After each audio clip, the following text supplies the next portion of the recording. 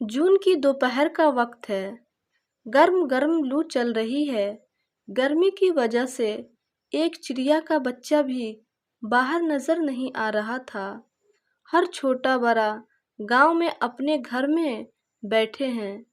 बच्चों की स्कूल की छुट्टियां चल रही है तो माएँ भी छोटे बच्चों को कुछ समय के लिए दोपहर में सुला ही देती है। गांव की चौपाल पर भी सन्नाटा छाया हुआ है। इस बार गर्मी जरा ज्यादा ही जोर दे रही है, पर दुकानदार और कामकाजी व्यक्ति को तो काम पर निकलना ही पड़ता है। बलदेव जी अपने बरसों पुराने नौकर चौपाल के साथ अपनी बड़ी सी हवेली में आजकल अकेले रह रहे हैं। कभी समय था कि यह हवेली बच्चों के शोर से गुलजार रहती थी। छोटे बड़े नौकर चाकर सब कुछ था हवेली में। हर समय चहल पहल रहा करती थी, पर वक्त हमेशा एक सा नहीं रहता। आज उसी हवेली में मानो भूत लौट रहे हो। एक चौपाल ही था जो बलदेव जी से जरा बहुत बातें करता, उनके स्वास्थ्य का ध्यान रखता, उनका खाना पीना बनाता था।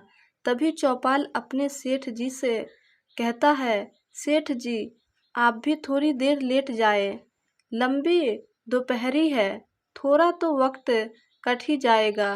पर बलदेव जी को इस समय ना तो दिन को चैन था और ना ही रातों को आराम था। आजकल उनके दिन बस गुजर रहे थे और रातें बस कट रही थी। उनका अकेलापन उन्हें काटने को दौड़ता था। कभी वक्त था कि उनका बहुत रुतबा था गांव में। वह इस गांव के जाने माने आदमी कहे जाते थे। वो गांव के सरपंच थे। सब उन्हें बहुत सम्मान देते थे, कुछ उनके ओहदे की वजह से तो कुछ उनकी तानाशाही से डरकर। उनका कहा कोई टाल नहीं सकता था। असल में एक समय था जब बलदेव जी के पिताजी सुरेश चंद जी दूसरों के खेतों में हल चलाया करते थे।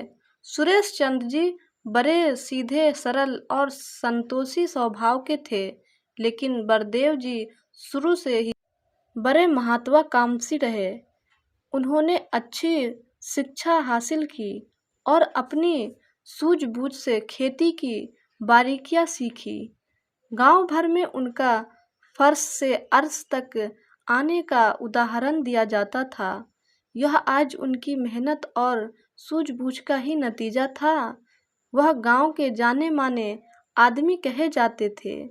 वह गांव के सरपंच थे। सब उन्हें बहुत सम्मान देते थे, कुछ उनके ओहदे की वजह से तो कुछ उनकी तानाशाही से डरकर। उनका कहा कोई टाल नहीं सकता था। यह आज उनकी मेहनत और सूझबूझ का ही नतीजा था कि गांव भर में आज उनके खुद 10-12 खेत थे। उनकी खुद की ही बनाई एक बड़ी सी हवेली थी। फिर क्या था, धीरे धीरे उनका खुद के बनाए रुतबे और हैसियत का गुमान उनके सिर पर चढ़ने लगा। वो ना अब अपने माँ बाप को कुछ समझते, ना ही बीवी बच्चों को। उनका अहंकार था कि बढ़ता ही जा रहा था। उनके अहंकार और अकर से अब उनकी गृहस्थी की गाड़ी भी प्रभावित होने लगी थी। उनके 2 बेटे मायू और हिमायू थे। मायू तो अपने दादाजी सुरेश चंद जी की तरह शांत और संतोषी स्वभाव का था, पर हिमायू थोड़ा गर्म मिजाज था। उसे बात बात पर अपने पिताजी की तानाशाही पसंद नहीं आती। एक दिन तो हद ही हो गई जब बलदेव जी ने कहा कि सब कुछ मेरा कमाया है, सब कुछ मेरा है और तुम सब मेरी वजह से ही खा पी रहे हो। पूरे परिवार में से यह बात किसी को भी पसंद नहीं आई।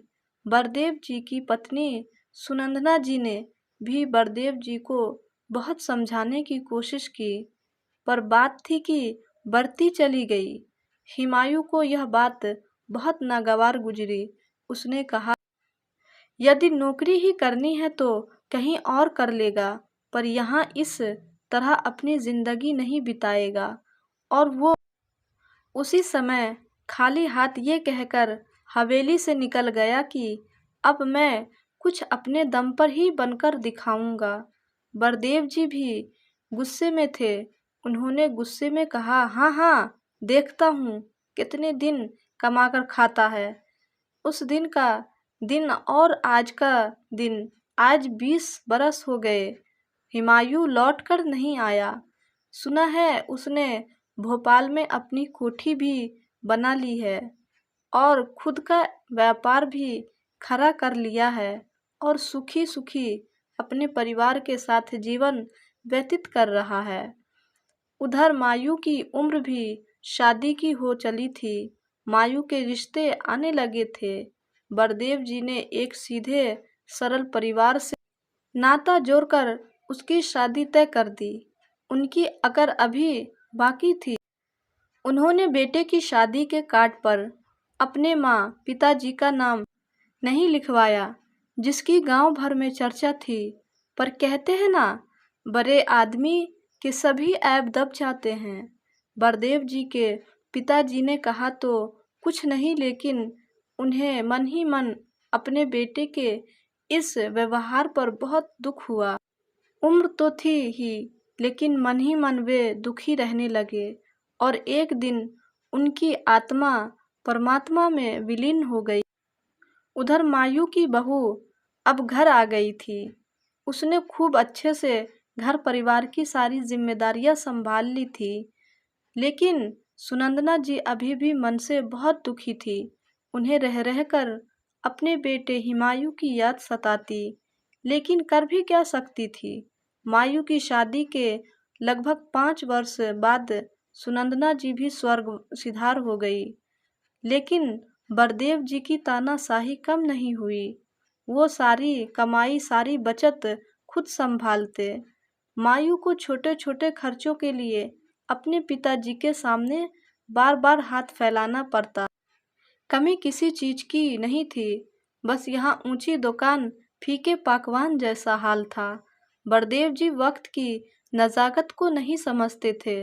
वे नहीं समझते थे कि वक्त बदल रहा है, खर्चे बढ़ रहे हैं। उन्हें थोड़ी बहुत छूट तो मायू को देनी ही चाहिए। वैसे भी मायू जैसा श्रवण कुमार उन्हें पिछले कर्मों और नसीब से ही मिला था। मायू परेशान रहने लगा कि घर के छोटे मोटे खर्चे के लिए पैसा कहाँ से लाए। पिताजी तो ज्यादातर समय बाहर चौपाल या किसी के साथ बैठकर गुजार देते थे। मायू मन ही मन सोच रहा था कि मैं पूरी जिंदगी पिताजी की परछाई बनकर गुजार दी।